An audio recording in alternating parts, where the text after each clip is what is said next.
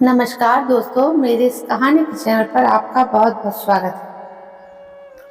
नारियल से जुड़ी एक पौराणिक कथा भी प्रचलित है जो हमें अहंकार का पूरा मतलब समझाती है। इस पौराणिक कथा के अनुसार नारियल का आविष्कार ऋषि विश्वामित्र द्वारा किया गया था। नारियल के आविष्कार की यह कहानी प्राचीन काल के एक राजा सत्यव्रत से जुड़ी है। सत्यव्रत एक प्रतापी राजा थे जिनका ईश्वर में संपूर्ण विश्वास था।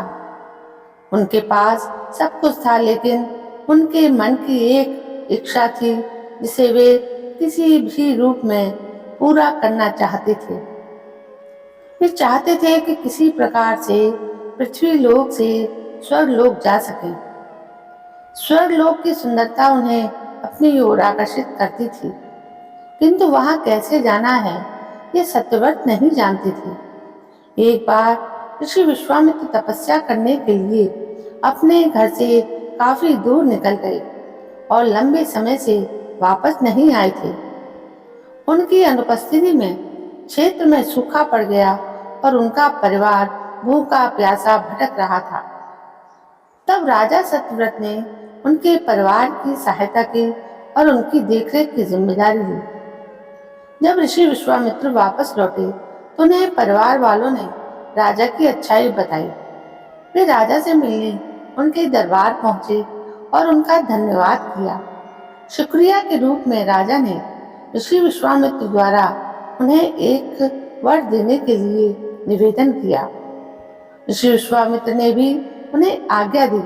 तब राजा बोले कि वे स्वर्गलोक जाना चाहते हैं, तो क्या ऋषि विश्वामित्र अपनी शक्तियों का सहारा लेकर उनके लिए स्वर्ग जाने का रास्ता बना सकते हैं? अपने परिवार की सहायता का उपकार मानते हुए ऋषि विश्वामित्र ने जल्द ही एक ऐसा मार्ग तैयार किया जो सीधा स्वर्गलोक को जाता था। राजा सत्यव्रत खुश हो गए और उस मार्ग पर चलते हुए जैसे ही स्वर्गलोक के पास पहुंचे ही थे कि स्वर्गलोक के देवता इंद्र ने उन्हें नीचे की ओर धकेल दिया। धरती पर गिरते ही राजा ऋषि विश्वामित्र के पास पहुंचे और रोते हुए सारी घटना का वर्णन करने लगे। देवताओं के इस प्रकार के व्यवहार से ऋषि विश्वामित्र भी क्रोधित हो गए, परंतु अंत में स्वर्गलोक के देवताओं से वार्तालाप करके आपसी सहमति से एक हल निकाला गया। इसके मुताबिक राजा सत्यव्रत के लिए अलग से एक स्वर्गलोक का निर्माण करने का आदेश दिया। यह नया स्वर्गलोक धरती एवं असली स्वर्गलोक के मध्य में स्थित होगा, ताकि न ही राजा को कोई परेशानी हो और न ही देवी देवताओं को किसी कठिनाई का सामना करना पड़े। राजा सत्यव्रत भी इस सुझाव से बेहद प्रसन्न हुए, किंतु न जाने ऋषि विश्वामित्र को एक चिंता ने घेरा हुआ था।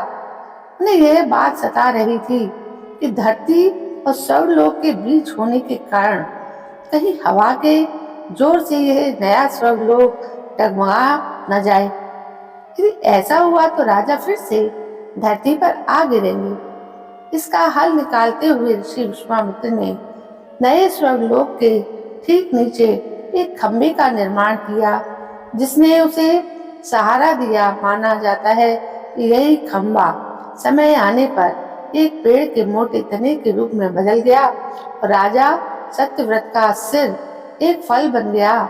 इसी पेड़ के तने को नारियल का पेड़ और राजा के सिर को नारियल कहा जाने लगा। इसलिए आज के समय में भी नारियल का पेड़ काफी ऊंचाई पर लगता है। इस कथा के अनुसार राजा सत्यव्रत को समय आने पर एक ऐसे व्यक्ति की उपाधि दी गई जो ना ही इधर का है और ना ही उधर का, यानी एक ऐसा इंसान जो दो ध्रुवों के बीच में लटका हुआ है। स्वास्थ्य के लिए लाभकारी सामाजिक एवं आध्यात्मिक पहलुओं के अलावा नारियल का हमारे स्वास्थ्य पर भी खासा प्रभाव पड़ता है। नारियल की तासीर ठंडी होती है। ये खाने में बेशक सख्त होता है, परंतु इसके फायदे अनेक हैं। नारियल का पानी सेहत के लिए फायदेमंद होता है। गर्मियों के मौसम में नारियल के पानी का सेवन करने से शरीर को अंदरूनी ठंडक मिलती है। गर्भवती महिला के लिए नारियल का तेल भी भारत में भारी मात्रा में इस्तेमाल किया जाता है। नारियल का इस्तेमाल किसी भी रूप में करने से बालों को फायदा पहुंचता है। लोग अपने सिर के बालों को बढ़ाने के लिए नारियल का तेल एवं पानी सिर के रोम छिद्रों में लगाते हैं। इसके अलावा गर्भवती महिला के लिए नारियल के अनेक फायदे के साथ बताया जाता है। डॉक्टरों का मानना है कि स्वस्थ सुंदर संतान प्राप्ति के लिए गर्भवती महिला को 3-4 टुकड़े नारियल प्रतिदिन चबा चबा कर खाने से बहुत लाभ होता है।